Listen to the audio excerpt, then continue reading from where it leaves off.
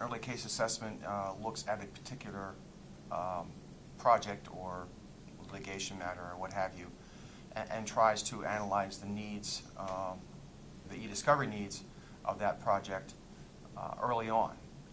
What EIA does is looks at data management from a higher level, from a 60,000-foot view, if you will.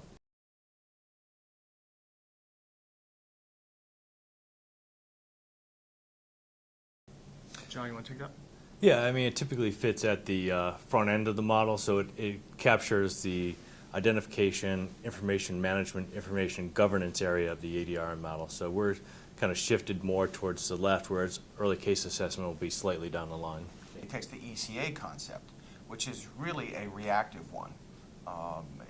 You have to wait for something to come about, be it a litigation being filed or a government investigation, and moves it to a proactive basis. So you're looking at the issues, the global issues, enterprise-wide issues of data management and how data is managed and stored and those types of things as it relates to litigation needs, compliance needs, internal audit needs, what have you. So it's moving it from a reactive mode to a proactive mode. Yeah, so managed services is somewhat a methodology and implementation methodology for the EIA program. So it's people, process, and technology. And so when we think about the process, it's really the early information assessment. And from the people perspective, what we do is we deploy our set of experts to augment the staff of our clients. So we like to look at it as you get 10 experts for the cost of 2 from the client's perspective. And then on the technology side, we augment their technology, either existing technology they have by providing our expertise, or we bring new solutions to the table for them to deploy. It's a well-known concept in information technology, but it's not a well-known concept in deployment within legal technology. And so we've taken those kind of tried and true things and look at applying that across the legal technology base and delivering our staff and our resources to supplement those within our clients. And I think there's a couple things. If you look at technology, it could be technology that they already have, and they've already had a cost associated with that, or it could be technology we bring to the table. And the same goes for the people. We could bring people and expertise in certain areas, particularly in e-discovery, searching, indexing, and those types of things.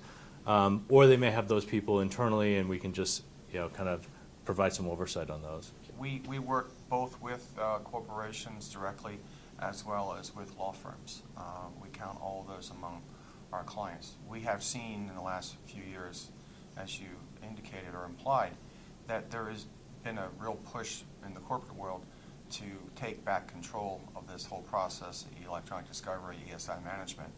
And so we have, in response to client need, we have gone in that direction as well. So we're able to provide services and consulting around those initiatives. Often what we find is that when clients do this, and typically it's a legal department who's leading the charge, they've taken back that command and control. They turn to their own internal IT staff looking for assistance on technology, and there's a gap there, whether it's a resource gap or a knowledge gap or a language gap, communication gap between the two. And that's where eTERA comes in and fits in to that gap between IT and legal. We work with state, local, and federal government agencies.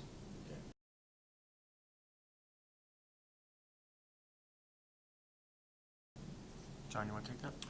Well, I think you somewhat hit the nail on the head with the movement of companies taking more control. So I think that's certainly an initiative. You do see more and more technology that can do more and more things, and they tend to be broader. So they'll do everything from the front end of the EDRM to the back end of the EDRM model. It's really a question for the companies and clients to figure out, do they need all those components, or are there certain components that they want to bring in-house to do those things.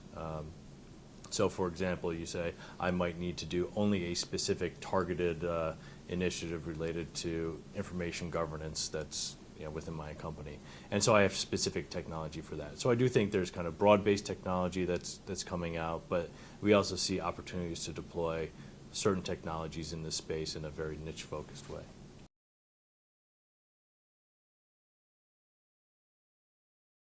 I would say that eTERA's goal is to inspire innovation in all aspects of ESI management.